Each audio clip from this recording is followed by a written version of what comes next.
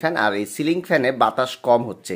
আসলে আপনাদেরকে বলি না যে সিলিং ফ্যানের বাতাস কম হলে আপনারা তাড়াতাড়ি করে যে আগেই সিলিং ফ্যানের ক্যাপাসিটারটা চেঞ্জ করে ফেলেন, আসলে করবেন না।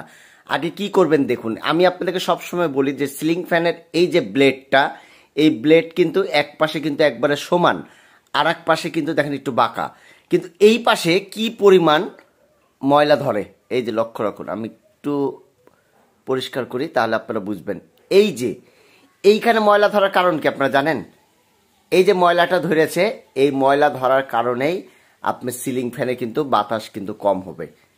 এই যে দেখুন,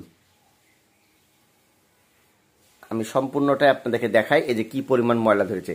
এবং আরও একটা পাখার যদি আমি নিয়ে আসি তাহলে আপনারা জিনিসটা বুঝতে পারবেন। প্রত্যেকটা 3টা পাখাতেই এইরকমভাবে ময়লাগুলো কিন্তু ধরে আছে।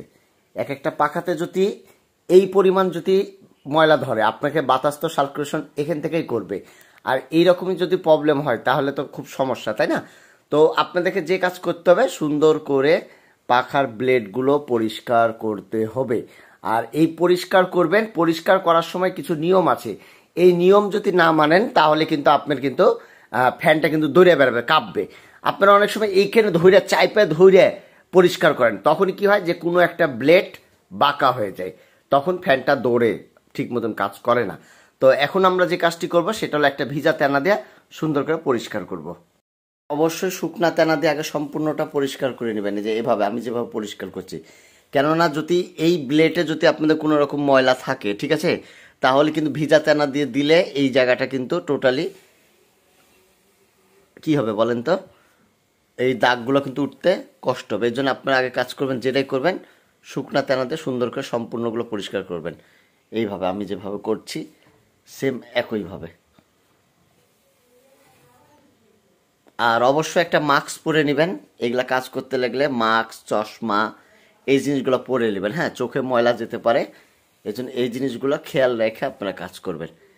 তো আমাদের মোটামুটি শুকনা তেনা দিয়ে মোছা হয়ে গেছে। এখন হলো আমরা এটা ভিজা তেনা দিয়ে পরিষ্কার করব। আর বারবার যেটা বলছি, মুছতে লাগে এই জিনিসগুলো বাঁকা করে দিবেন না ব্লেড, তাহলে কিন্তু ফ্যানটা কিন্তু সমস্যা হবে।